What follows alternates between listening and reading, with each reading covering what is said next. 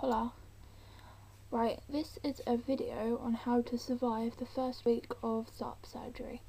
I had my surgery done on 15th of January, it's now the 22nd. This time last week, let's see, I was pretty much tired, in pain and feeling sick.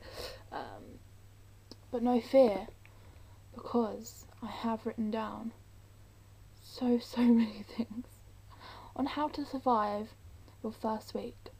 In fact, I have this many things. Hang on. See if you can see this. It turns out you couldn't see it, so I just got rid of that bit.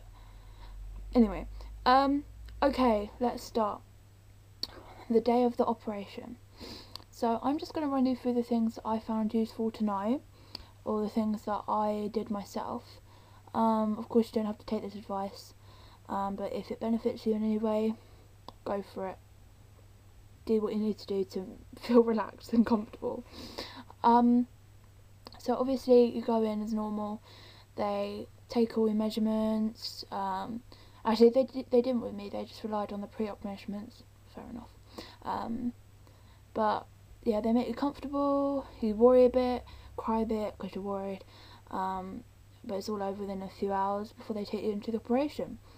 They put on the gas mask or whatever the mask is.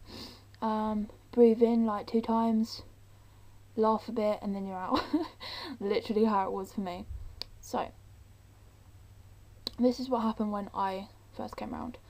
I was very panicky. There wasn't anyone near me, so I was like, okay, what the hell's going on? I was very confused. I didn't know what I was doing there, and it was very scary. I remember taking off my mask, my like air mask, chucking it on the bed, be like, I need water, and that was the major thing. I was very thirsty, and as soon as someone got me some water, they go, oh, thank you, and then there was some beeping. They were like, Laura, can you hear that beeping? Yes. That's because you're not getting enough oxygen. If you don't put this mask on, we're going to have to shove this up your nose. I'm like, okay, I'll put it on.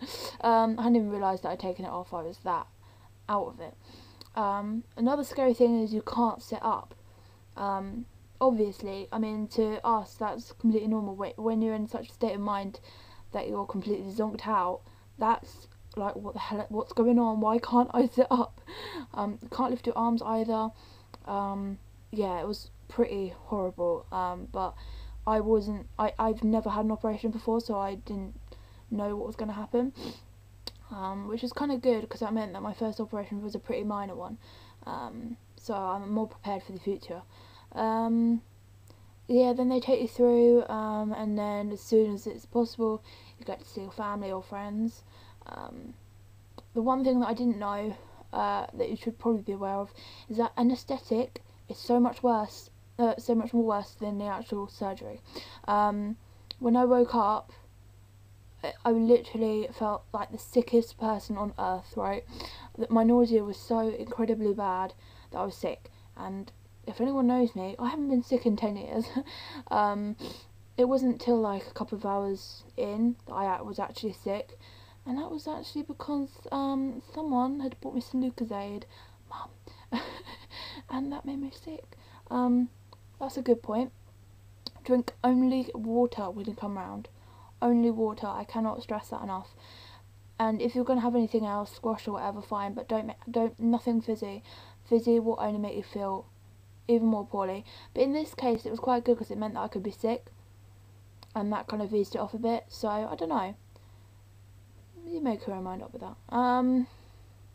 What else?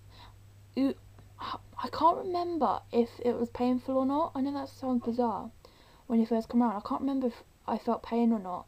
I remember them asking me on a scale of 1 to 10 how painful it was, about 3 times, and I think I answered 5, then 4, then 4 again.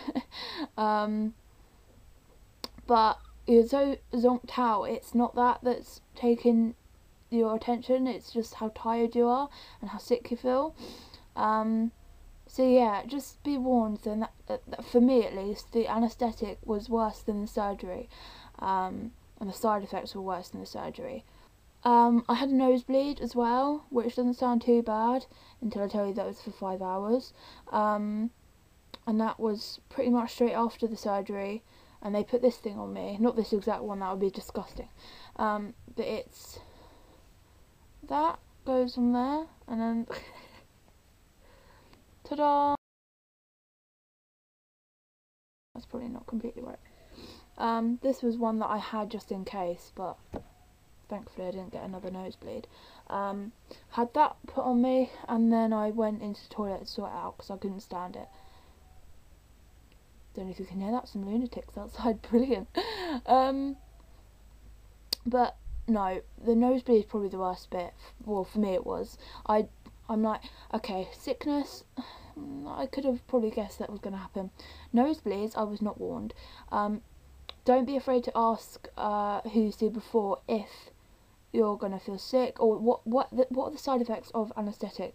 Do your research beforehand, because I didn't on the anaesthetic. I did so much on the actual Sarpe surgery, but not with the anaesthetic, so it's worth doing that. Another good thing, drink through straws. I cannot stress how good that is.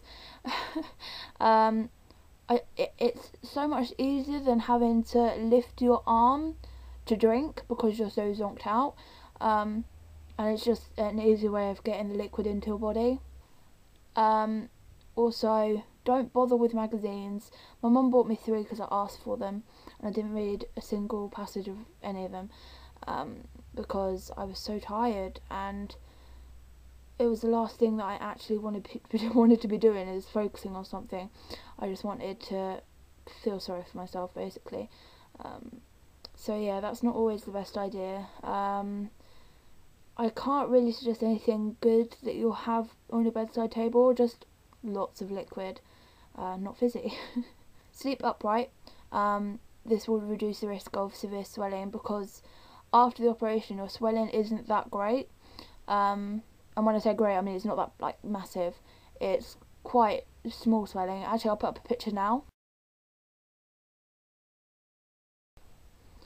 That's what my swelling was like just after the surgery. Although you can see I'm quite puffy in the face, it's nothing like the pictures I'm about to show you later, which were terrible, and a couple of days in. It's going to be a restless night, so prepare yourself. One of the reasons it's going to be restless is because the night nurses are going to be bustling around, they're going to be noisy, they're going to be waking up patients to give them medicines. The patients themselves are often going to be quite noisy if they've got, I know we had 2 elderly ladies with, they tracheas? I don't know, I feel so uneducated. But their breathing was very loud, and I felt so sorry for myself at the time that, you know, I hated the fact that I was there, and I hated the fact that these women weren't letting me sleep. Of course, I would much rather have been in the situation where I couldn't sleep than in the situation of being so ill that they had to have those fitted. And obviously you're very selfish just after your operation. It's to be expected. But yeah, that wasn't fun. What I would suggest doing is getting one of the TV voucher thingies. They're like, for a £5 you can get 24 hours of TV, and you can buy film for like £1, £2, something. Film's quite good because if you wake up at like 1 AM and obviously there's not going to be much on TV, stick a film on. Yeah, I would suggest doing that. I also suffered from a really heavy jaw. My jaw, this jaw hit like my lower jaw, felt really heavy, which means I couldn't sleep properly, and it was really off-putting, and it felt so weird that I couldn't get to sleep. I don't have a cure for that, unfortunately, and as you're sat upright it is going to feel even worse, but that only lasts for a couple of nights only. It's just something that you're going to have to get your head around, I'm afraid. So that's the end of that video. If you want to go on to the day after, is that day 2? I don't know. The day after, we'll call it day 1. Click here.